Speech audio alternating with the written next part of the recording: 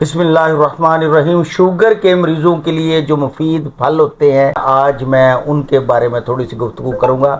جامن کا سیزن آ رہا ہے۔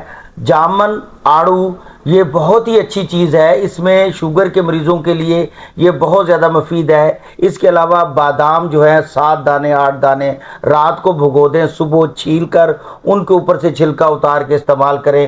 یہ شوگر کے مریضوں کے لیے بہت ہی زیادہ مفید ہے۔ اور ایک اور بات، جن کی شوگر ہمیشہ ہائی رہتی ہے، جو پانی میں بھگو دیں، 1 کپ پانی میں 1 تولہ کے برابر بھگو دیں اور صبح اس کو نہار منہ پئیں۔ یہ شوگر کی جو بڑی ہوئی شوگر ہے، ہائی شوگر کے لیے انتہائی زیادہ مفید ہے۔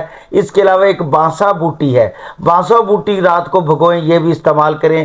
شوگر کے مریضوں کے لیے یہ بہت زیادہ مفید ہے۔ اور شوگر کے مریضوں کے لیے جو سب سے زیادہ مفید ہے وہ امرود ہے۔